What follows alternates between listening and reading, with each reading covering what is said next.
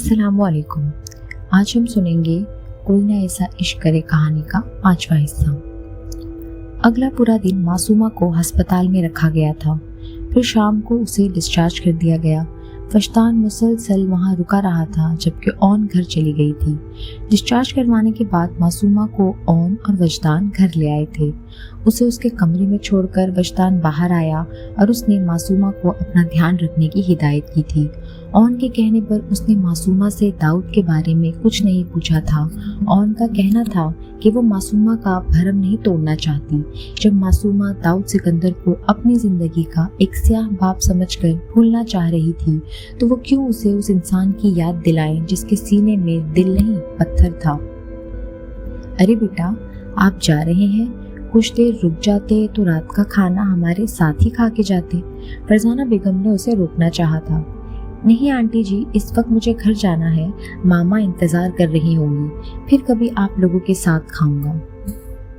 वजदान ने सादगी से इनकार किया और खुदा हाफिज कहता बाहर निकल गया। उसके जाने के कुछ देर बाद ऑन भी घर के लिए निकल गई। उसका ड्राइवर घर के बाहर ही मौजूद था। मासूमा बेड पर नीम दराज थी। कुछ देर बाद मशल रफीक साहब की हिदायत पे उसके लिए परहेजी खाना लेकर आई थी जिसे मासूमा ने चुपचाप खा लिया था। यहाँ उसकी दोस्त और भाई नहीं थे जिनके सामने वो नखरे करती। मेडिसिन खाने के बाद उसने मशल से कहकर अलमारी से अपनी किताबें निकलवाई थी और फिर अपनी किताब हाथ में थाम कर पढ़ने लगी थी। बाएं बाजू पे चोट लगी थी, इसलिए वो किताब गोद में रखकर दाएं हाथ से वर्क गर्दानी करती पढ़ रही थी। कल उसका पेपर था जिसे वो किसी सूरत मिस नहीं करना चाहती थी। तैयारी तो उसकी हो चुकी थी, अब बस रिवाइज ही कर रही थी। वो अपने ध्यान में पढ़ रही थी जब उसके फोन की बेल बजी। अस्सलाम वालेकुम, कैसी हैं आपी? उसने माहिन का नंबर देखकर सलाम किया। मैं ठीक हूँ, लेकिन तुम बताओ ये मैं क्या सुन रही हूँ? एक्सीडेंट हो गया तुम्हारा? तुम ठीक तो हो ना? कहीं ज्यादा चोट तो नहीं आई? सलाम का जवाब देकर माहिन शुरू हो गई। जी आपी, मैं बिल्कुल ठीक हूँ, कुछ नहीं हुआ मुझे और ना ही ज्यादा चोट आई है, आप बिल्कुल फिक्र मत करें। मासूमा ने मुस्कुराते उसे तसल्ली दी। ये तो मैं आके ही देखूंगी कि कितनी ठीक हो तुम। अब तुम रेस्ट करो, मैं फोन रखती हूँ। 2 दिन बाद मैं वापस आ रही हूँ और आते ही तुम्हारी खबर लूंगी। अपना ख्याल बिल्कुल नहीं रखती तुम। माहिन ने प्यार से उसे डपटा। जितनी खबर लेनी है ले लीजिएगा, अभी आप भी रेस्ट करिए, रात काफी हो गई है। मासूमा ने घड़ी पे वक्त देखते कहा जो 11 बजा रही थी। अच्छा ठीक है, मैं फोन रखती हूँ, अपना ख्याल रखना, अल्लाह हाफिज। माहिन ने कहते फोन रखा तो वो भी फोन रखकर पढ़ाई में मसरूफ हो गई। मगर फिर सर के पिछले हिस्से में दर्द होने लगा तो किताब रख के आहिस्ता से नीचे खसकती एक करवट पर लेटकर चादर ओढ़ ली। उसकी कमर पे काफी खराशियां आई थी जिसकी वजह से उससे पुश्त के बल लेटा भी नहीं जा रहा था। उसने आंखें मूंदी और सोने की कोशिश करने लगी। रूहान और विशा इस वक्त अपने हेडक्वार्टर में मौजूद थे। वहां उन्हें किसी केस के बारे में ब्रीफिंग दी जा रही थी जिसमें ये बताया गया था कि दहशतगर्दों ने शहर में एक जगह धमाका किया था और साथ में धमकी दी थी कि वो मुल्क पर हमला करने वाले हैं और काफी जगह पे बम लगाए हैं जिनका कंट्रोल उनके पास था और वो जब चाहे धमाका कर सकते हैं। उनका मकसद जेल में मौजूद अपने साथी की रिहाई था।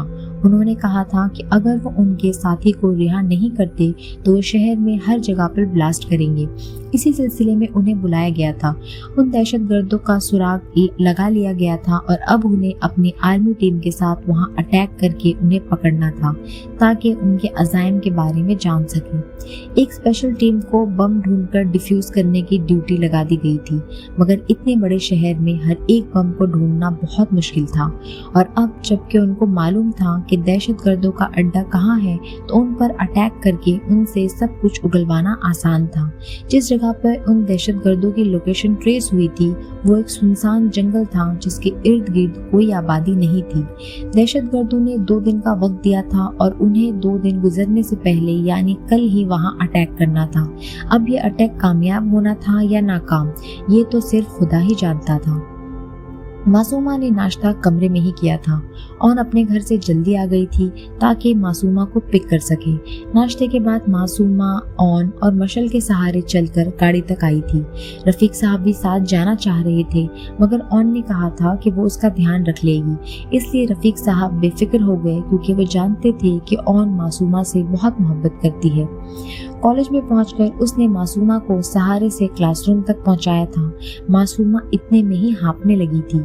ऑन ने उसे पानी पिला के रिलैक्स करना चाहा। 12 बजे तक उनका पेपर खत्म हो गया था। ऑन तो पेपर कर चुकी थी मगर मासूमा ने आहिस्ता आहिस्ता पेपर हल किया था। उसे बाजू में दर्द हो रहा था जिसे बर्दाश्त करती वो ध्यान से सवाल हल कर रही थी। पेपर के बाद ऑन उसके लिए जूस ले आई थी। कुछ देर बाद वो घर जाने के लिए खड़ी हुई। ऑन मासूमा को लेकर गेट पर आई तो सामने ही वजदान खड़ा था। ऑन उसे देख के हैरान हुई। आप यहाँ? उसने हैरत से इस्तिफसार किया। जी हाँ, मैं यहाँ। मैं आप लोगों को लेने आया हूँ।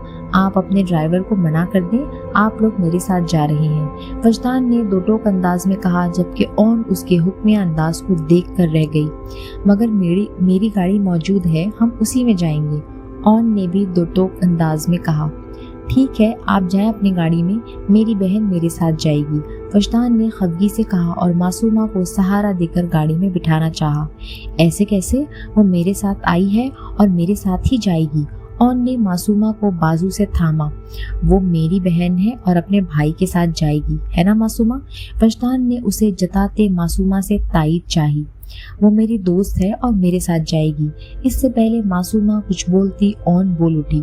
मैं कह रहा हूँ ना कि मासूमा मेरे साथ जाएगी, आप मासूमा से पूछ ले वो किसके साथ जाएगी। वजदान ने मशवरा देते मासूमा की तरफ इशारा किया जो हुक्कों की तरह उन दोनों को टॉम एंड जेरी की तरह लड़ते देख रही थी। हाँ मोमो, बताओ कि तुम अपनी दोस्त प्लस बहन के साथ जाओगी? ऑन ने भी मासूमा से पूछा। मैं मामू को फोन करती हूँ, आके मुझे ले जाए, मुझसे और खड़े होकर आप दोनों की लड़ाइयाँ नहीं देखी जाती, मासूमा ने थकी थकी आवाज में कहा तो वो दोनों तेजी से उसके दाएं बाएं उसे थाम कर खड़े हो गए। कोई बात नहीं, हम वजदान की गाड़ी में चले जाते हैं। कोई बात नहीं, हम ऑन की गाड़ी में चले जाते हैं। ऑन और वजदान ने उसको थामे एक साथ कहा, फिर एक दूसरे को देखा और फिर अपने दरमियान में खड़ी मासूमा को। वो खिलखिलाकर हंस रही थी। उसे यूं हंसता देखकर वो दोनों भी बेसाख्ता हंस पड़े। हम वजदान की गाड़ी में ही चलते हैं, मैं ड्राइवर को घर भेज देती हूँ, ऑन ने कहा और ड्राइवर के पास जाकर उसे वापस जाने का कहती वापस उनके पास आई। चले, ऑन ने कहा तो वजदान ने सर हिलाते उनके लिए गाड़ी के पिछले दरवाजे खोले।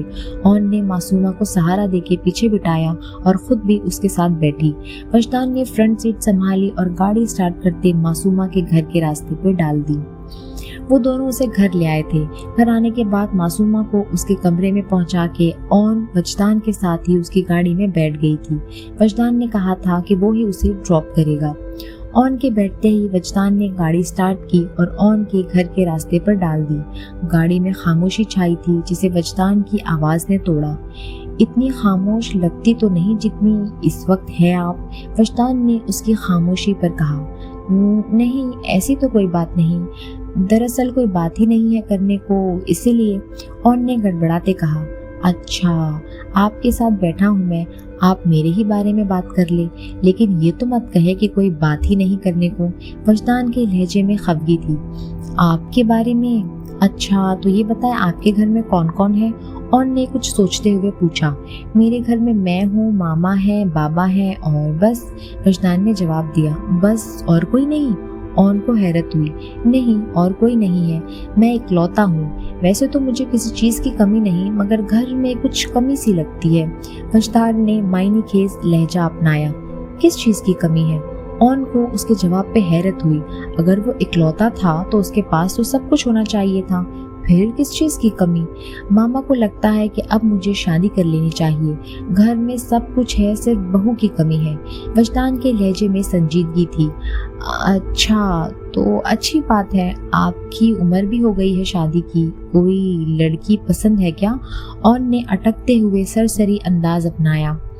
हाँ, मुझे एक लड़की पसंद तो है, अब मामा से बात करूंगा कि जल्दी से उसे मेरी दुल्हन बना के ले आएं ताकि उनको बहू की कमी भी महसूस ना हो और मेरी जिंदगी में भी बाहर आ जाए। वजदान के लहजे में शोखियाँ बोल रही थी। अच्छा, क्या नाम है उसका? ऑन ने जानना चाहा। ये तो अभी आपको नहीं बता सकता, जब वो मुझे हाँ कर देगी तब बता दूंगा, वजदान ने उसके चेहरे को देखकर कहा। अच्छा सॉरी, मैंने आपसे पूछा, यह आपका पर्सनल मैटर है, और ने चेहरे का रुख फेरते कहा। वो अपने चेहरे की उदासी वजदान को नहीं दिखाना चाहती थी। हाँ पर्सनल मैटर तो है, लेकिन कोई बात नहीं, अगर आपने पूछ लिया तो, वजदान ने सरसरी से लहजे में कहा तो उसका दिल भर आया। गाड़ी तेज चलाएं, मुझे जल्दी घर जाना है, अगले पेपर की तैयारी भी करनी है, और ने अपने लहजे को हमवार किया। जी जरूर, वजदान ने कहते गाड़ी की स्पीड बढ़ाई। अगले 10 मिनट में वो उनके घर के बाहर खड़े थे।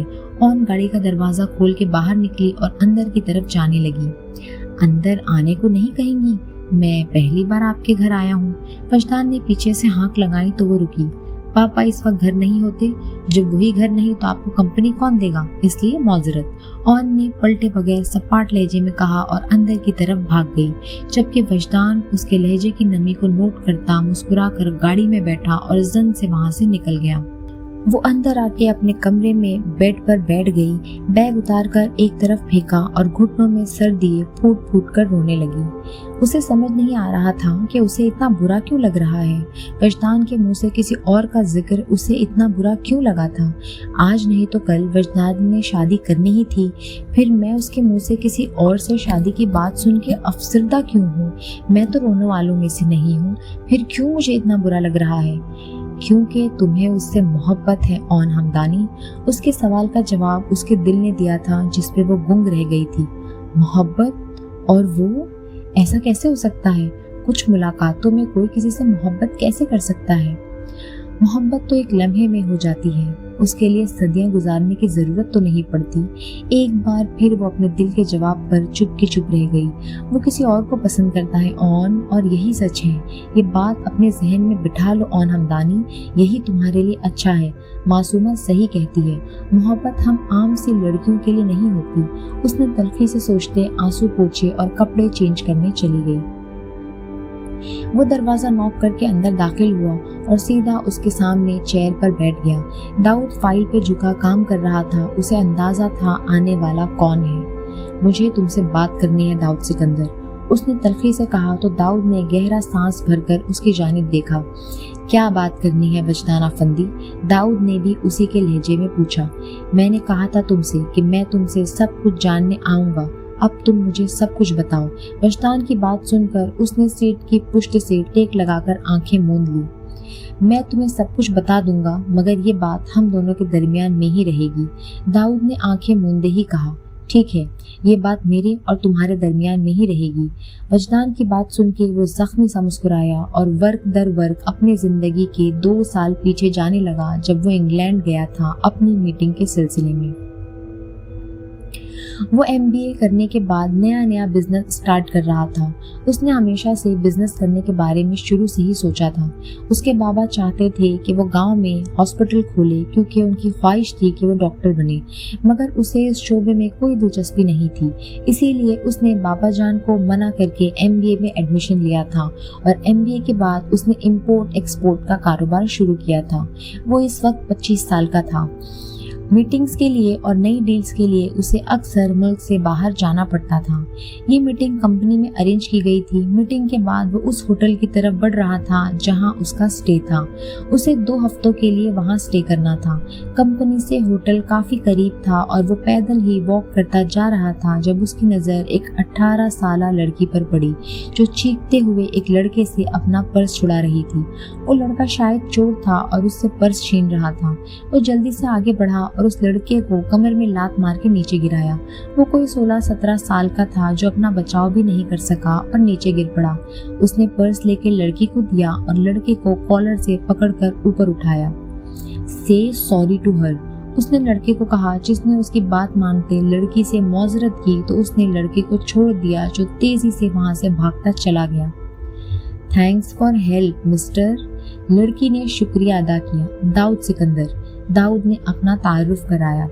आई am Romesa, nice to meet you Romesa, Daud ने कहा तो वो मुस्कुराई। आप शायद पाकिस्तानी हैं, रोमेसा ने इस बार उर्दू में पूछा तो वह हैरान हुआ। जी हाँ, मैं पाकिस्तानी हूँ। آپ کو اردو بولنا آتی ہے؟ داؤد نے حیرانی ظاہر کی۔ جی ہاں، میں اردو لکھ بھی سکتی ہوں اور بول بھی سکتی ہوں، رومیسا نے مسکراتے کہا۔ داؤد بھی مسکرا دیا۔ ویل، مجھے لگا کہ شاید آپ انگلینڈ سے ہیں اور نان مسلم ہیں۔ داؤد نے اس کا جائزہ لیا۔ کالے شولڈر کٹ بال، سیاہ گہری آنکھیں، چھوٹی سی ناک، بھرے بھرے سے گال، گلابی قدرتی ہونٹ۔ وہ دکھنے میں کافی خوبصورت تھی، مگر داؤد کو ایک آنکھ نہیں بھائی۔ وجہ اس کی ڈریسنگ تھی۔ وہ اس وقت پرپل کلر کے اسکرٹ میں ملبوس تھی جو اس کے گھٹنوں سے تھوڑا سا نیچے جا رہا تھا اور پنڈلیوں سے کافی اوپر، جس کی وجہ سے اس کی پنڈلیاں صاف نظر آ رہی تھیں۔ ضروری تو نہیں کہ جو انگلینڈ میں رہتے ہوں وہ نان مسلم بھی ہو، رومیسا نے مسکراتے کہا۔ جی یہ بھی ہے۔ داؤد اسے یہ نہیں بتا سکا کہ وہ اس کو انگلینڈ میں رہنے کی وجہ سے نہیں بلکہ اس کے حلیے کی وجہ سے نان مسلم سمجھا تھا۔ وہ صرف اتنا جانتا تھا کہ مسلمان خواتین چاہے جس کلچر میں بھی رہیں وہ اپنی تہذیب اور اپنی ثقافت نہیں بھولتی۔ میں چلتا ہوں، مجھے کچھ ضروری کام ہے۔ داؤد نے جانے کے لیے قدم آگے بڑھائے تو وہ اس کی راہ میں حائل ہو گئی۔ آپ رہتے کہاں ہیں؟ ایڈریس تو بتا دیں، اب تو ملاقات ہوتی رہے گی، رومیسا نے کہا تو داؤد لب بھیج گیا۔ اسے چپکو لڑکیاں زہر لگتی تھی۔ اس کی ضرورت نہیں پڑے گی، اللہ حافظ، وہ خشک لہجے میں کہتا ہوٹل کی جانب چل دیا، جبکہ رومیسا دانت پیس کر رہ گئی۔ اگلے دن وہ سارا دن کام کرتا رہا تھا۔ اپنے کام کو لے کر وہ بہت محتاط تھا، ہر کام کو وقت پہ کرنا جیسے اس نے عادت بنا لی تھی۔ ابھی وہ فائلز کمپلیٹ کر کے بیٹھا تھا جب اسے کچھ دیر واک کرنے کی خواہش ہوئی۔ اس نے ٹائم دیکھا تو رات کے 8 بج رہے تھے۔ وہ اٹھا اور روم لاک کرتا باہر نکل گیا۔ وہ اکیلا روڈ پہ چہل قدمی کر رہا تھا جب کوئی اس کے ساتھ ساتھ چلنے لگا۔ اس نے چونک کر اپنے ساتھ چلنے والے انسان کو دیکھا اور حیران رہ گیا۔ آپ یہاں؟ داؤد کے لہجے میں حیرت تھی۔ جی ہاں، آپ نے تو بتایا نہیں کہ آپ کہاں رہتے ہیں، تو میں نے خود ہی پتہ لگا لیا، رومیسا نے اس کی حیرت سے لطف اندوز ہوتے کہا۔ وہ کیسے؟ داؤد نے جاننا چاہا۔ آپ کا پیچھا کر کے، رومیسا نے ہنس کر کہا۔ مطلب کل آپ نے میرا پیچھا کیا؟ داؤد نے تعصب سے سر ہلاتے پوچھا۔ جی بالکل، رومیسا نے داؤد کی بات کا سر ہلاتے جواب دیا۔ چلو کافی پینے چلتے ہیں۔ رومیسا کے کہنے پر وہ نفی میں سر ہلاتا واپسی کے لیے مڑنے لگا جب رومیسا نے اسے بازو سے پکڑ کر روکا۔ Don't touch me you silly girl, Dawood نے درشتی سے اپنا بازو چھڑایا۔ What do you mean? بازو ہی پکڑا ہے آپ کا، کوئی گناہ نہیں کر دیا، رومیسا نے ناگواری سے کہا۔ مجھے بالکل پسند نہیں کہ کوئی مجھ سے خواہ میں فری ہو، میں اپنی ذات میں رہنے والا انسان ہوں، اس لیے دور رہے مجھ سے، داؤد کہہ کر تیز قدم اٹھاتا اس سے دور ہونے لگا، جبکہ رومیسا اس کی پشت کو گھورتی رہ گئی۔ اتنا دخل دوں گی تمہاری ذات میں کہ کبھی مجھے بھول نہیں پاؤ گے، اس نے نخوت سے سوچا اور اپنے گھر کی جانب چل دی۔ اگلے دن داؤد لنچ کے لیے باہر آیا تھا۔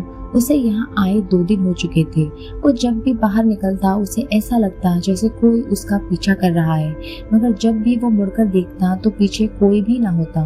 وہ سر جھٹک کر رہ جاتا۔ وہ یہاں کسی کو نہیں جانتا تھا، نہ ہی اس کی کسی سے دشمنی تھی، اس لیے اسے اپنی جان کا کوئی خطرہ نہیں تھا۔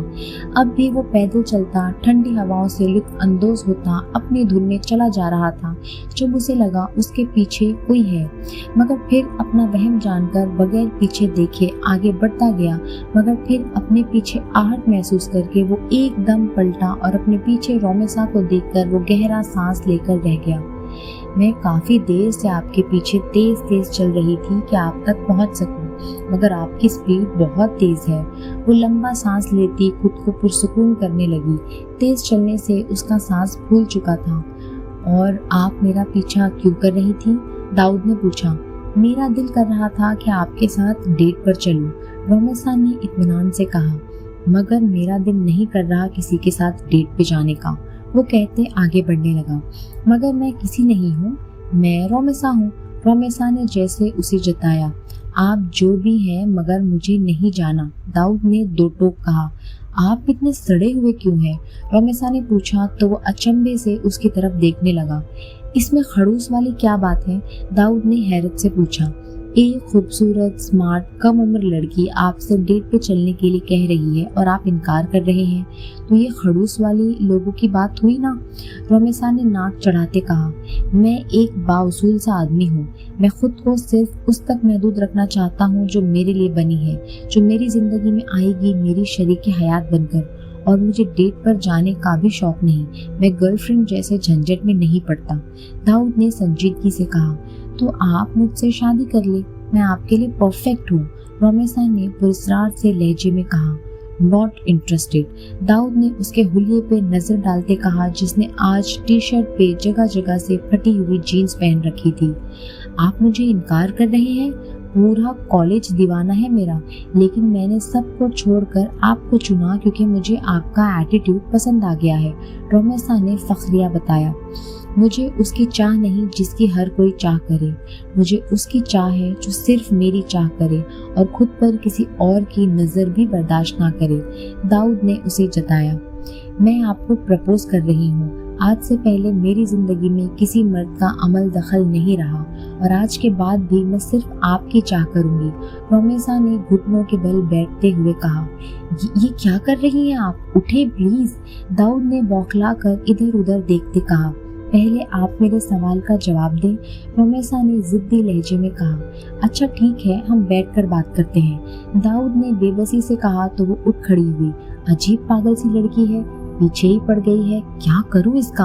दाऊद ने दिल में सोचा और रेस्टोरेंट में दाखिल हुआ। रोमेसा भी उसके साथ ही चल रही थी।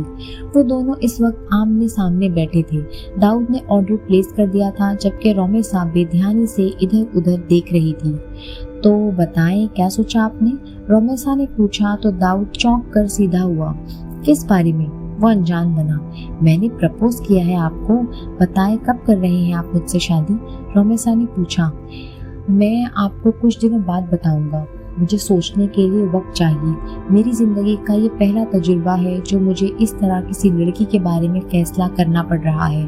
दाऊद ने सोच सोच कर जवाब दिया, ओके नो प्रॉब्लम, आप भी यही हैं और मैं भी, आखिर को आप जा भी कहाँ सकते हैं? रोमेसा ने मायनी खेज लहजे में कहा जो उसको अजीब लगा। ओके, अब लंच करें? दाऊद ने उसका ध्यान बटाना चाहा। जी जरूर, आप भी खाएं, रोमेसा कहते ही लंच करने लगी। दाऊद ने सोचा था कि वो यहाँ से जल्दी चला जाएगा। जब वो यहाँ होगा ही नहीं तो वो उसके पीछे भी नहीं आएगी और अपनी जिद भी छोड़ देगी। अभी वो बस 17 या शायद 18 साल की थी। ऐसी एज में किसी भी खूबसूरत मर्द से अट्रैक्शन हो सकती है। दाऊद रोमेसा के जज्बात को भी वक्ती अट्रैक्शन समझ रहा था। उसका इरादा था बगैर रोमेसा को बताए पाकिस्तान जाने का, ताकि वो रोमेसा से पीछा छुड़ा सके। अब रोमेसा उसका पीछा छोड़ने वाली थी या मुस्तकिल उसकी जिंदगी में शामिल होने वाली थी, ये तो वक्त ही बेहतर बता सकता था।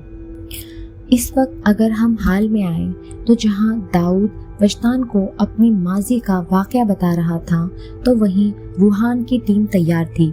उनका तैयारा भी फिजा में उड़ान भरने की तैयारी में था। वो सब इस वक्त जोश व खरोश से अपने मिशन पे जाने की तैयारी कर रहे थे।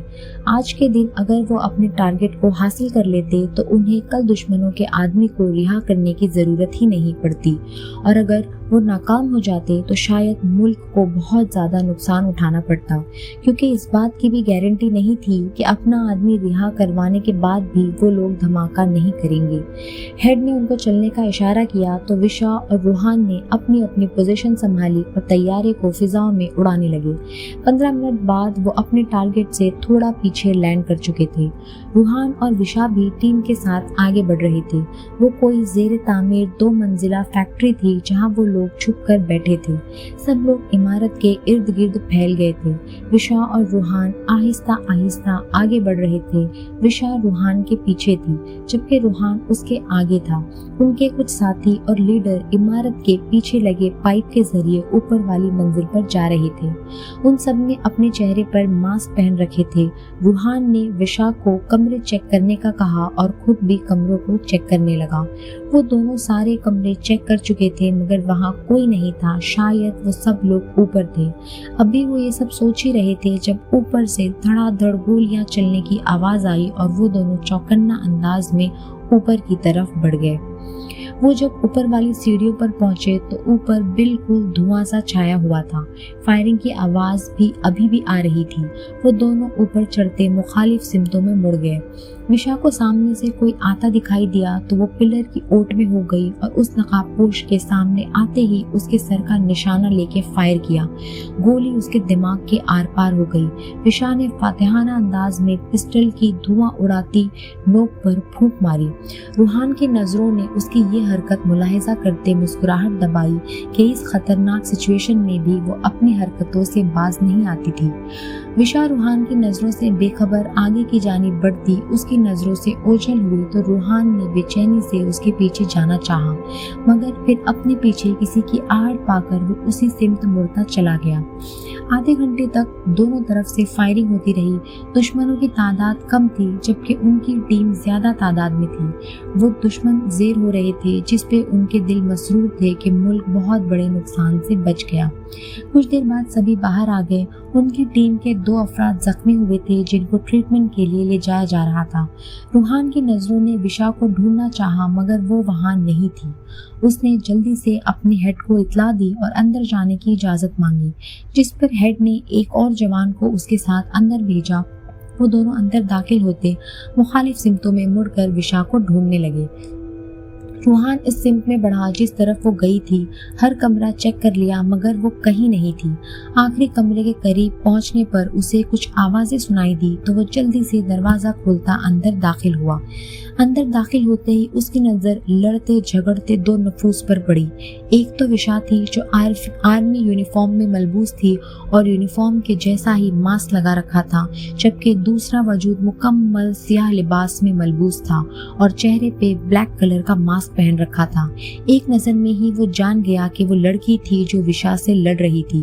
वो आगे बढ़ते उस लड़की से विशा को छुड़ाने लगा जब उस लड़की ने उसे धक्का देते उसके पेट में लात रसीद की। उसकी लात मारने की महारत से ही वो जान गया कि वो मार्शल आर्ट जानती थी। वो उसे आम लड़की समझा था जो उसे पेट के बल झुकने पर मजबूर कर चुकी थी। विशा ने उसे पकड़ना चाहा मगर वो फुर्ती से एक तरफ होती विशा को धक्का देती खिड़की की जानिब भागी और पाइप के सहारे लटक कर अंदर झांकते पिस्टल निकाला और रूहान का निशाना लेके फायर किया। विशा जो सीधी होती उस लड़की की जानिब भागने लगी थी, उसे निशाना लेते देखकर पिस्टल निकालकर फायर करना चाहा मगर वो लड़की फायर करती नीचे उतरती चली गई थी। गोली रूहान के कंधे पर लगी थी। तकलीफ की शिद्दत से वो नीचे बैठता चला गया। वो भागती पिस्टल होल्डर में लटकाती रूहान तक पहुंची और उसके कंधे को पकड़कर मुआयना करने लगी।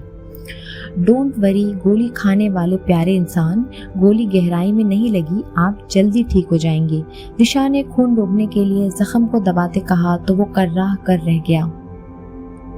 जानता हूँ गहराई में नहीं लगी, वैसे भी ये मामूली सी गोली मेरा क्या बिगाड़ सकती है, रूहान ने खड़े होने की कोशिश करते कहा। ज्यादा तो कुछ नहीं, लेकिन अगर ये गोली आपके माथे के दरमियान में लगती तो बहुत कुछ बिगाड़ सकती थी, विशा ने खड़े होते कहा। हम तो जान हथेली पे रख के बाहर निकलते हैं, इसलिए फिक्र की कोई बात नहीं। रूहान बाजू पे हाथ रखता लड़खड़ा कर बाहर की जानिब बढ़ने लगा। बात तो 16 आने सच की है आपने, लड़खड़ाते इंसान। विशा ने उसे नए नाम से पुकारा तो वो दांत पीस कर रह गया। वैसे अगर आप मेरी तरफ आने की बजाय उसे पकड़ लेती तो अच्छा था। अब उनकी एक साथी आज़ाद घूमेगी और हमें नुकसान पहुंचाने की कोशिश करेगी, रूहान ने तंजिया कहा। वो बहुत तेज थी, मेरे उसके पीछे जाने का कोई फायदा नहीं था, वो जा चुकी होती, विशा ने जवाब दिया। इससे पहले कि वो और कुछ बोलता उनका साथी गोली की आवाज सुनता इस तरफ आया और रूहान को जख्मी देखकर उसे सहारा देता बाहर ले गया। रूहान का बाजू जख्मी था इसलिए उनके साथ आया। रूहान को कलीग पायलट विशा के साथ तैयारा चला रहा था, जबकि अपनी सीट पर विशा के साथ अपने कोलीग असफर को बैठे देखकर वो दिल ही दिल में जल भुनकर रह गया। जल्द ही वो हेडक्वार्टर पहुंच चुके थे। सब दहशतगर्दों को स्पेशल जेल ले जाया जा चुका था। रूहान को ट्रीटमेंट के लिए अस्पताल भेजा जा चुका था, जबकि विशा बाकी टीम के साथ चीफ को रिपोर्ट दे रही थी। और हाल ही में दूसरी तरफ मासूमा इस वक्त अपने कमरे में बेड की बैग से टेक लगाए नींद दराज थी। وجدان اور اون اسے چھوڑ گئے تھے۔ فریش ہو کر اس نے کپڑے بدلے، پھر اب لنچ کے بعد وہ آرام کر رہی تھی۔ وہ اپنے ہاتھوں کی لکیروں پہ نظریں جمائے بیٹھی تھی۔ بچپن سے لے کر آج تک وہ اپنی خواہشوں کو دباتی آئی تھی اور کبھی بھی خدا سے کوئی شکوہ نہیں کیا تھا۔ اپنے ماں باپ کے چہروں اور ناموں کے علاوہ اسے ان کی اور کوئی پہچان نہیں تھی۔ اس کے ددیال میں کون کون تھا وہ یہ بھی نہیں جانتی تھی۔ ننیہال کے نام پر اس کے پاس صرف رفیق ماموں تھے۔ اس نے رشتوں کے نام پر صرف اپنے ماموں کی محبت پائی تھی۔ اس کا بھی دل کرتا تھا اپنے خون کے رشتوں سے ملنے کا، مگر رفیق ماموں سے پوچھنے پر انہوں نے صرف یہ جواب دیا تھا کہ اس کا کوئی رشتہ دار نہیں ہے، اس کے ددیال میں کوئی نہیں ہے، اور معصومہ ان کے جواب پر خاموش رہ گئی تھی۔ وہ اپنے ہاتھوں کی لکیروں پہ اپنے لیے محبت ڈھونڈ رہی تھی جو شاید اسے کبھی نہیں ملنی تھی۔ اس نے گہرا سانس بھرتے نگاہ اٹھائی تو نظر الماری پر پڑی۔ کچھ سوچ کے وہ اٹھی اور آہستہ آہستہ قدم اٹھاتی الماری کی طرف بڑھی اور الماری میں سے اپنی اسکیچ بک نکالی۔ پھر اس کے بعد ایک اور اسکیچ بک اور کچھ چھوٹے چارٹ پیپرز نکالے۔ وہ ایک نظر ان پہ ڈال کر الماری سے چھوٹا سا کاٹن کا باکس لے آئی۔ اس نے وہ سارے پیپرز اور اسکیچ بکس کاٹن میں ڈال کر اسے پیک کر دیا۔ اب جب اس کی زندگی میں اس شخص کی کوئی جگہ ہی نہیں تھی اور اس شخص کی زندگی میں معصومہ کی کوئی جگہ نہیں تھی تو وہ ان تصویروں کو اپنے پاس رکھ کر کیا کرتی؟ اس نے سوچ لیا تھا کہ کل وہ اون کو یہ سب چیزیں دے دے گی تاکہ وہ انہیں ڈسکارڈ کر دے۔ سب کچھ پیک کر کے وہ دھیمے سے چلتی بیڈ تک آئی اور کتاب نکال کے پڑھنے لگی۔ اس کی آنکھوں میں ہلکی سی نمی تھی جسے اس نے صاف کرنے کی زحمت بھی نہ کی۔ وہ چاہتی تھی داؤد سکندر کی محبت اس کے دل سے آنسوؤں کی صورت ہی صحیح بس اس کے دل سے نکل جائے۔ دوبارہ ماضی میں ان 4 دنوں میں جہاں داؤد جاتا وہاں رومیسا پائی جاتی۔ کوئی ایسی جگہ نہیں تھی جہاں اس نے رومیسا کو اپنے ساتھ نہ پایا ہو۔ وہ لڑکی جو کی طرح اس کے ساتھ جیسے چپک کر رہ گئی تھی۔ کبھی کبھی وہ جھنجلا جاتا اور کبھی اس کے ساتھ انجوائے کرتا۔ انجانے میں ہی صحیح اسے اس لڑکی کا ساتھ اچھا لگنے لگا تھا۔ وہ جو لڑکیوں کو ایک حد میں رکھنے کا عادی تھا اب اس لڑکی کے ساتھ وقت گزارنے لگا تھا۔ اسے ایسی لڑکیاں پسند تھی جو شرم و حیا کا پیکر ہوتی، خود کو سب سے چھپا کر رکھتی ہیں، صرف کسی ایک کے لیے اپنے جذبات سینت کر رکھتی ہے۔ مگر اب اسے اس لڑکی کا ساتھ اچھا لگنے لگا تھا جس میں ان میں سے ایک بھی چیز نہیں تھی، اور حیرت کی بات کہ وہ اس کے نام کے علاوہ کچھ بھی نہیں جانتا تھا اس کے بارے میں، اور نہ ہی اس نے پوچھنے کی زحمت کی تھی۔ اس نے یہ بھی نہیں سوچا تھا کہ یہ تو اس کی آئیڈیل نہیں تھی، وہ اسے پسند کرنے لگا تھا۔ اس نے خود سے اعتراف کیا تھا مگر محبت نامی بلا سے وہ ابھی دور تھا۔ وہ مانتا تھا کہ اسے رومیسا کی باتیں، اس کی شرارتی حرکتیں اچھی لگنے لگی تھی، مگر وہ اس سے پیار نہیں کرتا تھا اور نہ ہی اس نے ابھی شادی کے بارے میں سوچا تھا۔ اب تک اس نے رومیسا کو کوئی جواب بھی نہیں دیا تھا کہ وہ اس سے شادی کے لیے تیار ہے یا نہیں۔ وہ اس وقت ایئرپورٹ پر موجود تھا، اس کی پاکستان کے لیے فلائٹ تھی، وہ واپس جا رہا تھا۔ رومیسا منہ بنائے کھڑی تھی، وہ ایمرجنسی میں پاکستان جا رہا تھا، اس کے آفس کا کچھ ایشو ہو گیا تھا۔ یہ آپ اچھا نہیں کر رہے، آپ نے اب تک مجھے جواب نہیں دیا ہے اور اب آپ واپس جا رہے ہیں، رومیسا نے خفگی سے کہا تھا۔ میں ایسے ہی تمہیں جواب کیسے دے سکتا ہوں؟ مجھے بابا سائی سے تمہارے بارے میں بات کرنی ہے، اور اس سے پہلے میں چاہتا ہوں کہ تم خود کو بدلو، جیسے ہماری عورتیں رہتی ہیں، جیسا لباس وہ پہنتی ہیں ویسے ہی تم بھی پہنو، ان کی طرح رہو۔ ہمارے گھر میں ایسے کپڑے پہننے کا رواج نہیں ہے جیسے تم پہنتی ہو، داؤد نے سنجیدگی سے کہا۔ تو میں بدل لوں گی خود کو، مگر آپ مجھے کچھ بتائیں تو، آپ کو مجھ سے محبت ہے نا؟ رومیسا نے آج سے پوچھا۔ دیکھو میں ایک پریکٹیکل انسان ہوں، کوئی ٹین ایج لڑکا نہیں۔ میں تمہیں پسند کرتا ہوں مگر محبت وغیرہ کے بارے میں کچھ نہیں جانتا۔ محبت تو شادی کے بعد بھی ہو جاتی ہے، اس لیے میں محبت کی بجائے شادی پہ یقین رکھتا ہوں۔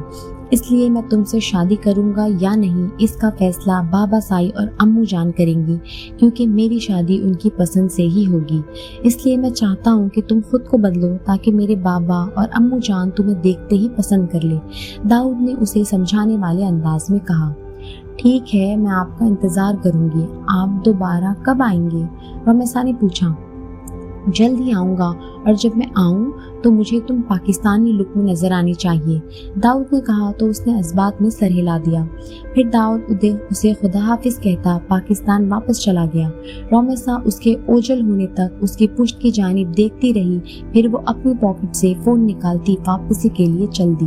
अपनी चाल से वो कहीं से भी 18 साल की टीनेज लड़की नहीं लग रही थी। उसके चेहरे पे एक मखसूस किस्म की संजीदगी और सख्ती थी। ऐसा लग रहा था जैसे वो एक तजुर्बेकार औरत हो जिसे दुनिया की पूरी समझ हो, वरना दाऊद के सामने वो सिर्फ बचकाना हरकतें करती थी। दाऊद उसे एक बच्ची की तरह ही ट्रीट करता था। दाऊद को माजी से वापस वजदान के फोन पे आने वाली कॉल ने निकाला था। वो चौंक कर अपनी कनपट्टी सहलाता सीधा हुआ। कुछ देर बाद वजदान ने फोन बंद किया और दाऊद से मुखातिब हुआ।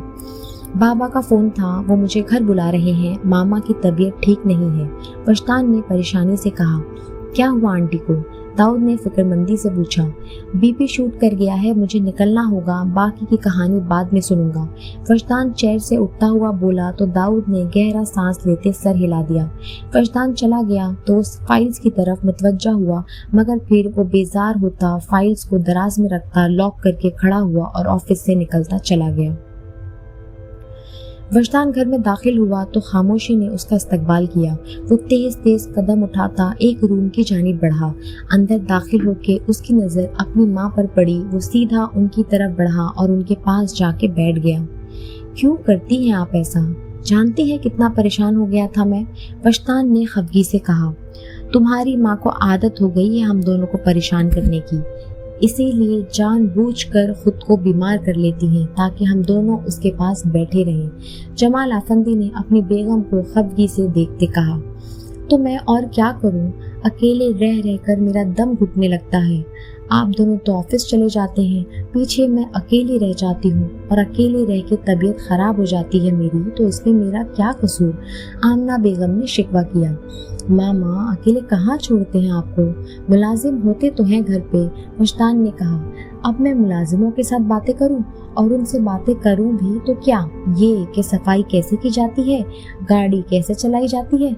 आमना बेगम ने गुस्से से कहा। तो आप क्या चाहती हैं? आप ही बता दें, हम वही करेंगे ताकि आपकी तन्हाई तो दूर हो सके। जमाल साहब ने पूछा। मैं जो कहूँगी वो करेंगे आप लोग? आमना बेगम ने वजदान के चेहरे की जानिब गौर से देखते पूछा। जी मेरी प्यारी मामा, आप जो कहेंगी वही करेंगे, आप हुक्म तो करें। वजदान ने लाड से उनके कंधे पर सर रखते कहा। ठीक है, फिर मेरे लिए एक चांद से खूबसूरत सलीकामंद बहू ले आओ। आमना बेगम की बात पे जहाँ जमाल आफंदी ने मुस्कुराहट दबाई, वहीं वजदान उछल कर सीधा हो बैठा। बहू? इतनी जल्दी क्या है मामा? कोई और मसरूफियत भी ढूंढी जा सकती है आपके लिए, बहू की क्या जरूरत है? वजदान ने बौखला कर कहा। अब मुझे सिर्फ बहू की जरूरत है। मैं चाहती हूँ जल्द से जल्द तुम्हारी शादी हो और हमारे घर में तुम्हारे बच्चों की चहकारे गूंजे। आमना बेगम ने मोहब्बत से कहा तो जमाल साहब हंस दिए। वैसे ख्याल तो नेक है आपका। मौसूफ शादी के लायक हो चुके हैं, बिजनेस भी कर रहे हैं, शादी में कोई हर्ज तो नहीं। जमाल साहब ने अपनी बेगम की हाँ में हाँ मिलाई। पहले आपकी बहू तो शादी के लायक हो जाए। वो बड़बड़ाया। क्या कहा दानी? आमना बेगम ने उसे खुद से बड़बड़ाते देखकर पूछा। कुछ नहीं मामा, वो मैं कह रहा था कि 1-2 साल ठहर जाएं, फिर शादी भी कर लूँगा। अभी मैं बिजनेस में बहुत बिजी हूँ। उसने गड़बड़ाते हुए बहाना बनाया। तो बेटा, उसने कौन सा तुम्हें काम करने से रोक देना है? बस फैसला हो गया, अब तुम्हारी शादी होके रहेगी। जमाल साहब ने 2 टोक कहा तो वो मुंह बना के रह गया। तुम्हारे डैड बिल्कुल ठीक कह रहे हैं दानी, मेरी बहुत ख्वाहिश है अपने पोते पोतियों को अपनी गोद में खिलाने की। आमना बेगम ने उसे इमोशनल ब्लैकमेल किया तो वो गहरा सांस भर कर रह गया। ठीक है मामा, मैं शादी कर लूँगा, मगर लड़की मेरी पसंद की होगी। वजदान ने कहा तो वो दोनों उसका मुंह देख कर रह गए। क्या कोई पसंद है तुम्हें?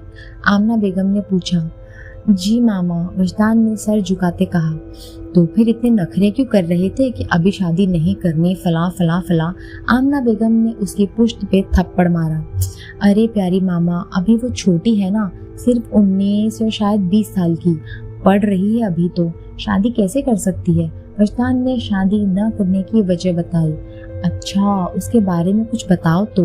शादी ना सही मंगनी वगैरह तो कर सकते हैं ना? जमाल साहब ने कहा। जी पापा, मंगनी तो हो सकती है। मैं बहुत जल्द उसे आपसे मिलवाने लाऊंगा। पहले उससे पूछ तो लूं कि वो भी मुझे पसंद करती है या नहीं। वजदान ने कान खुजाते कहा। तो उसे ये भी नहीं पता कि तुम उसे पसंद करते हो? आमना बेगम ने हैरत से पूछा। कभी मौका ही नहीं मिला। मैंने इशारों कनाए में बताया था, मगर वो समझी ही नहीं। वजदान ने खफगी से कहा। अब हर कोई तुम्हारी तरह चालाक नहीं होता जो किसी के इशारे भी समझे। जमाल साहब ने शरारत से कहा तो आमना बेगम हंस पड़ी। कहाँ चालाक हूँ मैं, इतना मासूम तो हूँ, है ना मामा? वजदान ने माँ से तस्दीक चाही। हाँ भाई, मेरा बेटा बहुत मासूम है, आमना बेगम ने उसका माथा चूमते कहा। अच्छा, अब आप आराम करें और वजदान, तुम मेरे साथ आओ, ऑफिस की एक फाइल डिस्कस करनी है। जमाल साहब उसको कहकर स्टडी रूम की जानिब बढ़ गए तो वो भी आमना बेगम को ख्याल रखने का कहते उनके पीछे चल दिया। जमाल साहब का अपना बिजनेस था, मगर वजदान ने अपने दोस्तों के साथ बिजनेस करना बेहतर समझा था, मगर वो साथ साथ जमाल साहब के ऑफिस का काम भी करता था। मासूमा अगले दिन वक्त पे तैयार हो गई थी। उसे पता था कि आज वजदान लेने आने वाला था, उसे भी और ऑन को भी। रफीक साहब भी जानते थे और उन्होंने इजाज़त दे दी थी, इसलिए आज वो जल्दी तैयार हो गई कि उन्हें ज़्यादा इंतज़ार न करना पड़े। उसके ज़ख्म आहिस्ता आहिस्ता भरने लगे थे। उसे अब दर्द भी कम होता था। मेडिसिन वक्त पे खाने की वजह से वो जल्दी जल्दी रिकवर कर रही थी। नाश्ता करने के लिए वो खुद ही आहिस्ता आहिस्ता नीचे आ गई थी। इन दिनों फरजाना बेगम उसे मुकम्मल आराम फराहम कर रही थी। ना ही उसे कुछ कहती, ना उसे टोकती। वो चुप थी और उसे उनकी खामोशी खलने लगी थी। वो नाश्ता करके बैठी ही थी जब ऑन उसे लेने आ गई। वजदान भाई नहीं आए? मासूमा ने पूछा। नहीं, वो शहर से बाहर गए हैं काम के सिलसिले में, अब से मैं ही तुम्हें लेने आऊंगी। ऑन ने कहकर उसका बैग उठाया और उसका बाजू थामती बाहर निकल गई। ऑन की रूटीन ऐसे ही जा रही थी। उनके पेपर्स भी खत्म हो चुके थे। वजदान अभी तक वापस नहीं आया था। वो जमाल साहब के काम से गया था जिसमें उसे 1 हफ्ता लग गया था। वो कमरे में बैठी नॉवेल पढ़ रही थी। उसने आखिरी पेपर वाले दिन ऑन को वो कॉटन दे दिया था जिसमें स्केच बुक और चार्ट पेपर्स थे, ताकि वो उन्हें ज़ाय कर दे। ऑन ने भी खामोशी से उस बॉक्स को थाम लिया था कि अब वाकई इनकी मासूमा की ज़िंदगी में कोई ज़रूरत ना थी। वो अब मुकम्मल तौर पर ठीक हो चुकी थी, मगर उसके बाजू में अब अक्सर दर्द रहने लगा था। वो नॉवल पढ़ने में मसरूफ थी जब रफ़ीक साहब दस्तक देकर अंदर दाखिल हुए और उसके पास आकर बेड पर बैठ गए। क्या कर रहा है मेरा बेटा? रफ़ीक साहब ने शफकत से पूछा। कुछ नहीं मामू, बस बोर हो रही थी तो नॉवल पढ़ने लगी, उसने नरमी से जवाब दिया। मुझे तुमसे कुछ ज़रूरी बात करनी थी बेटा, रफ़ीक साहब ने तमहीद बांधी। जी मामू करे, मैं सुन रही हूँ, आपको पूछने की ज़रूरत नहीं है, मासूमा ने उनकी तरफ मुतवज्जा होते कहा। दरअसल अब माहिन की शादी हो चुकी है। उसूलन तो हमें अब रूहान की शादी करनी चाहिए, मगर जैसी उसकी जॉब है तुम जानती ही हो, वो अभी शादी के लिए राज़ी नहीं हो रहा, तो हमने सोचा कि अपनी बेटियों के फ़र्क से सुबकदोश हो जाए। रफ़ीक साहब ने आहिस्ता आहिस्ता बात शुरू की। जी मामू जान, अच्छी बात है। मासूमा को समझ न आया कि वो क्या कहे, इसलिए हमने सोचा है कि अब तुम्हारे पेपर्स तो हो चुके हैं तो तुम्हारी मंगनी वगैरह कर दी जाए, और अगर तुम्हें कोई एतराज़ ना हो तो फिर शादी भी जल्दी कर देंगे। रफ़ीक साहब की बात उसके दिमाग पे बम की तरह फटी थी। क्या वो उन पे बोझ बन गई थी? क्या वो उसे अपने घर में अब मज़ीद बर्दाश्त नहीं कर सकते थे? मनफी सोचे उसके दिमाग का अहाता करने लगी थी। जी मामू जान, जैसा आप लोगों को ठीक लगे आप वैसा ही करें, उसने कांपते लहजे में जवाब दिया। मुझे यकीन था कि मेरी बेटी मेरा मान रखेगी, मुझे शिकायत का कोई मौका नहीं देगी। रफ़ीक साहब ने उसके दिल की हालत से बेखबर उसके सर पर मोहब्बत से हाथ रखते उसे दुआएं देते बाहर जा चुके थे। उनके जाने के बाद मासूमा बिस्तर के किनारे बैठकर फूट फूट कर रोने लगी थी। अभी तो वो अपनी मोहब्बत पे मातम भी नहीं कर पाई थी, और अब ये सब। उसे दाऊद सिकंदर को भूलने को वक्त दरकार था, मगर उसे वक्त नहीं मिल रहा था। क्या वो दाऊद को कभी भूल पाएगी? اس کی سرد مہری اس کی نفرت کے باوجود وہ اسے بھولنے میں ناکام ہو رہی تھی۔ اس کی شادی ہو جائے گی، پھر اس پہ کسی اور کا حق ہوگا، تو کیا وہ اس انسان کو اس کا حق دے پائے گی؟ وہ کسی اور کو دل میں بسا کر کیسے امانت میں خیانت کر سکتی تھی؟ داؤد اس کی قسمت میں نہیں تھا، یہ اس نے مان لیا تھا، اور اب وہ اسے بھول کر اپنی زندگی میں آگے بڑھ جائے گی۔ وہ ماموں کی بات مان کر جہاں اور جس کے ساتھ وہ کہیں گے اس سے شادی کر لے گی۔ اب وہ کسی کے لیے آنسو نہیں بہائے گی، اس نے ایسا فیصلہ کر لیا تھا۔ وجدان ایک ہفتے بعد واپس آ گیا تھا اور آتے ہی اس نے آن کا نمبر ڈائل کرنا شروع کیا تھا جو کہ بند جا رہا تھا۔ اسے پریشانی ہوئی تھی۔ وہ جمال صاحب کے کام سے گیا تھا اور وہ نپٹاتے اسے ایک ہفتہ لگ گیا تھا۔ اسے آن سے بات کرنی تھی، پچھلے کئی دنوں سے وہ اس سے بات نہیں کر پایا تھا تو اس کا دل بے چین سا رہنے لگا تھا، جیسے کچھ گم گیا ہو۔ اسے لگنے لگا تھا جیسے آن کہیں گم گئی ہو۔ وہ جلد سے جلد اس سے ملنا چاہتا تھا، اسی لیے وہ بغیر دیر کیے اس کے گھر چلا آیا تھا۔ دروازہ ملازمہ نے کھولا تھا۔ وجدان کو ڈرائنگ روم میں بٹھا کر وہ ہمدانی صاحب کو بلا لائی تھی۔ وہ وجدان کو اپنے گھر دیکھ کر حیران ہوئے تھے۔ وجدان صاحب، آپ یہاں؟ انہوں نے اپنی حیرانی چھپائی نہیں تھی۔ جی وہ بس یوں ہی یہاں سے گزر رہا تھا تو آپ سے ملنے آ گیا۔ وجدان گڑبڑا گیا۔ اسے لگا تھا کہ شاید وہ آفس ہوں گے، مگر آپ کو تو میرے گھر کا ایڈریس ہی نہیں پتا۔ انجم صاحب نے اچنبھے سے پوچھا، ارے آپ یہاں؟ اس سے پہلے کہ وجدان کوئی جواب دیتا، آن ڈرائنگ روم میں داخل ہوتی بولی، جس پر وجدان نے کنکھیوں سے انجم صاحب کی طرف دیکھا۔ آن، آپ یہاں؟ آپ یہاں کیسے؟ وجدان نے گڑبڑا کر کہا، یہ میرا ہی گھر ہے تو ظاہر ہے میں یہی ہوں گی نا۔ آن نے اس کی 12 بجاتی شکل دیکھ کر کہا، او اچھا، تو آپ انجم صاحب کی بیٹی ہیں۔ مجھے نہیں پتا تھا کہ انجم صاحب آپ کے والد محترم ہیں، میں ان سے ہی ملنے آیا تھا۔ کیا اتفاق ہے نا؟ وجدان نے کہا تو آن ناسمجھی سے اسے دیکھنے لگی۔ پہلی ملاقات میں ہی وہ اسے بتا چکی تھی کہ وہ وجدان کے وکیل انجم ہمدانی کی بیٹی ہے، پھر آج ایسی بات کیوں کر رہا تھا وہ؟ اس نے اچنبھے سے وجدان کو دیکھا جو آنکھوں ہی آنکھوں میں اسے کچھ اشارہ کر رہا تھا جو انجم صاحب سے چھپے نہیں رہے تھے، اور ساری بات ان کی سمجھ میں آ گئی تھی۔ ہاں واقعی اتفاق ہی ہے۔ آپ آن کو کیسے جانتے ہیں مسٹر وجدان؟ انجم صاحب نے مسکراہٹ دبا کر وجدان سے استفسار کیا۔ یہ میری بہن کی دوست ہے تو تبھی ملاقات ہوئی تھی، وجدان نے سنبھل کر کہا، مگر جہاں تک مجھے معلوم ہے آپ کی تو کوئی بہن ہی نہیں ہے۔ انجم صاحب کو حیرانی ہوئی۔ یہ معصومہ کے منہ بولے بھائی ہے پاپا، اور اسی کی بات کر رہے ہیں۔ آن نے انجم صاحب کے سوال کا جواب دیا اور وجدان کو گھورا جو یہاں چلا آیا تھا۔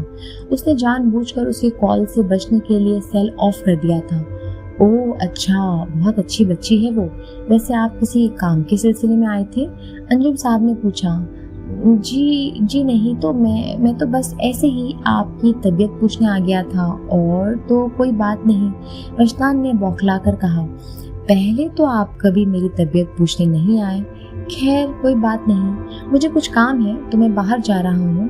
آن بیٹا، وجدان صاحب تمہارے دوست ہیں تو ان کو کمپنی دو، انجم صاحب نے اٹھتے ہوئے کہا۔ جی پاپا، آن نے کہا تو انجم صاحب نے وجدان سے مصافحہ کیا اور معذرت کرتے چلے گئے۔ تمہاری ماما کہاں ہیں؟ وجدان نے پوچھا۔ یہ میں آپ سے تم کب سے ہو گئی؟ آن نے حیرت سے پوچھا۔ جب سے میرا دل تمہارا ہو گیا، وہ بڑبڑایا۔ کیا کہہ رہے ہیں؟ اونچا بولیں۔ وہ کچھ نہیں، بس ایسے ہی۔ آپ کہنا ایسے لگتا ہے جیسے اجنبی سے بات کر رہا ہوں۔ آپ بتائیں، آنٹی نظر نہیں آ رہی؟ وجدان نے پوچھا۔ وہ میری خالہ کے پاس گئی ہیں کچھ دنوں کے لیے، آن نے بتایا۔ اوہ اچھا، ہم لنچ کے لیے باہر چلیں؟ وجدان نے آن سے پوچھا تو وہ حیرت سے اسے دیکھنے لگی۔ ہم میں اتنی بے تکلفی کب سے ہو گئی کہ ہم لنچ ساتھ کرنے لگے؟ آن نے حیرانی ظاہر کی۔ لنچ ساتھ کرنے کے لیے ضروری تو نہیں کہ بے تکلفی ہو، اور ویسے بھی مجھے تمہارے ساتھ جویلرز کے پاس جانا ہے۔ وجدان کی بات پر اس نے اچنبھے سے اس کی جانب دیکھا۔ جویلرز کے پاس؟ کیوں؟ آن کے پوچھنے پہ وجدان نے گہرا سانس بھرا۔ کیونکہ مجھے ایک رنگ خریدنی ہے جس سے میں اپنی محبت کو پرپوز کر سکوں۔ وجدان کی بات پہ آن کے چہرے کا رنگ بدلا، جسے وجدان نے بخوبی محسوس کیا اور دل میں مسکرایا۔ ملازمہ ریفریشمنٹ کا سامان لے آئی تو آن نے خود کو سنبھالا۔ आप जूस पिए। ऑन ने ग्लास वजदान को पेश किया। पी लूंगा, पहले बताओ चलोगी मेरे साथ? वजदान ने पूछा। मैं क्या करूंगी आपके साथ जाकर? आप अपनी मोहब्बत को ही ले जाएं, उसकी पसंद से रिंग खरीदें। ऑन का लहजा सपाट था। वही तो कर रहा हूँ, बेसाख्ता वजदान के मुंह से निकला। क्या मतलब? ऑन ने नासमझी से पूछा। मेरा मतलब है कि मैं उसकी मोहब्बत अपने दिल में साथ ले जा रहा हूँ, लेकिन उसे साथ नहीं लेके जा सकता। मैं उसे सरप्राइज देना चाहता हूँ। मैं उसके चेहरे पे खुशी के हर रंग को महसूस करना चाहता हूँ। और तुम लेडी हो तो तुम्हें पता होगा ना लड़कियों की पसंद का, इसलिए प्लीज मेरे साथ चलो ना। वजदान ने मोहब्बत भरे लहजे में कहते आखिर में उसकी मिन्नत की। ओके, मैं 10 मिनट में तैयार होके आती हूँ। ऑन कहते अपने रूम की जानिब चल दी, जबकि वजदान जूस का ग्लास होठों से लगाकर पीने लगा। कुछ देर बाद ऑन व्हाइट रंग का शलवार कमीज जिसपे सुर्ख रंग की कढ़ाई थी पहनकर नीचे आई। उसने सर पर चादर ओढ़ रखी थी। वजदान के करीब आकर उसने हाथ हिलाया और वो जो लगातार उसकी तरफ देख रहा था होश में आया और कान खुजाता उसे चलने का इशारा करने लगा और वो खामोशी से उसके पीछे चल दी।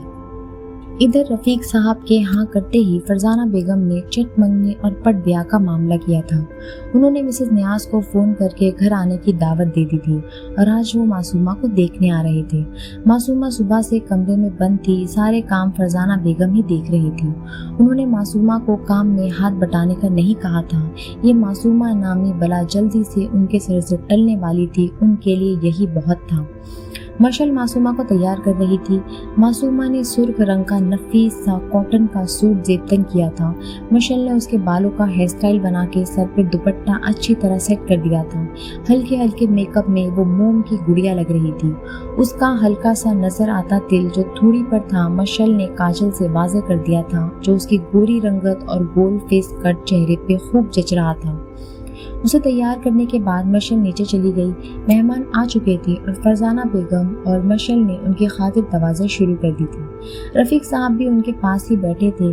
कुछ देर बाद मिसेस नियाज ने लड़की को बुलाने को कहा तो फरजाना बेगम के इशारे पे मशल मासूमा को लेने चल दी। कुछ देर बाद मासूमा आहिस्ता से चलती वहां आई और सबको सलाम करके एक सोफे पे बैठ गई। मेहमानों में सिर्फ मिसेस नियाज, उनके हस्बैंड और एक बेटी ही आए थे। मिसेस नियाज उठकर मासूमा के साथ बैठ गई। बहुत ही प्यारी बच्ची है आपकी। मैंने तो अरहम की शादी पर ही इस मोम की गुड़िया को पसंद कर लिया था अपने हाशिम के लिए। हमारी तरफ से तो बात पक्की समझे। मिसेस नियाज ने मासूमा की मनमोहनी सूरत देखकर कहा और उसके हाथ में सोने की अंगूठी पहना दी। हमें कुछ वक्त दे सोचने के लिए, इतनी जल्दी ये सब? रफीक साहब ने कहना चाहा। आपको मेरे बेटे के बारे में जो भी छानबीन करवानी है करवा ले। आप लड़की वाले हैं, आपको पूरा हक है, लेकिन मुझे पूरा यकीन है कि आपको शिकायत का मौका नहीं मिलेगा और आपका जवाब हाँ में ही होगा। मिस्टर नियाज ने पुरएतमाद लहजे में रफीक साहब की बात काटी। जी, मगर फिर भी हमें सोचने के लिए वक्त चाहिए। अभी हमें अपने बेटे और मासूमा के बड़े भाई से भी मशवरा करना है, रफीक साहब ने स्वभाव से कहा। जैसी आपकी मर्जी, मगर अब मासूमा हमारी ही बहू बनेगी। अगर आपको कोई एतराज हो इस रिश्ते पर तो तब आप जो कहेंगे हम मान लेंगे, मिसेस नियाज ने कहा। जी ठीक है, फरजाना बेगम ने जल्दी से कहा। अब हम चलेंगे, काफी वक्त हो गया आए हुए, मिसेस नियाज ने कहा। मगर ऐसे कैसे?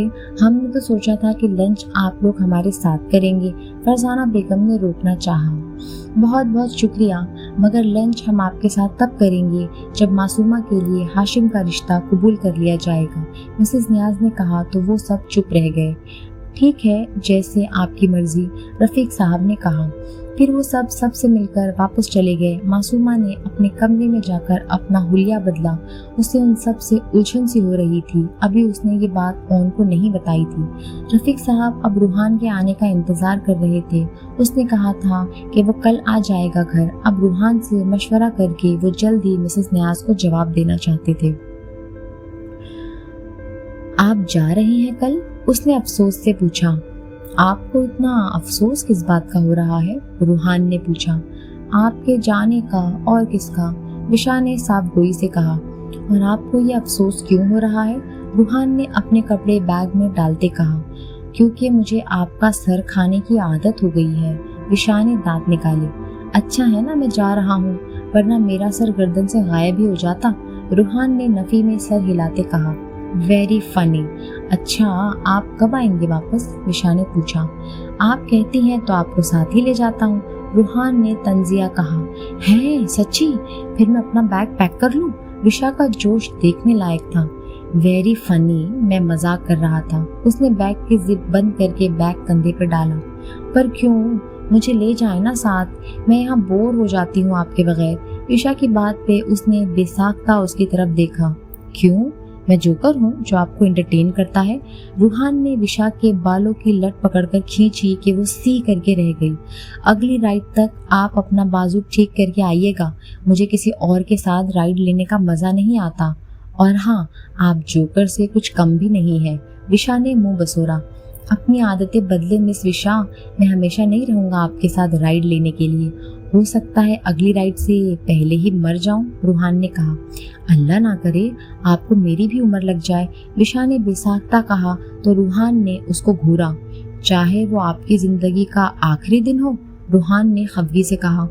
हाउ मीन, मैं अपनी उम्र आपको दे रही हूँ और आप कह रहे हैं कि क्या पता वो मेरी जिंदगी का ही आखिरी दिन हो, विशा ने मुंह बसोरा। हाँ ना, अब मैं ऐसी उम्र का क्या करूँगा जिसमें कोई दिन ही ना बचा हो, रूहान ने हंसी दबाते कहा। आप ना बिल्कुल अच्छे नहीं हैं, मैं अपनी उम्र का एक भी दिन आपको नहीं दूंगी, आप मांगेंगे तब भी नहीं, विशा ने कहा। दरवाजे से बाहर निकल गई। वो भी मुस्कुराता अपना बाजू थामता कमरे से बाहर निकल गया।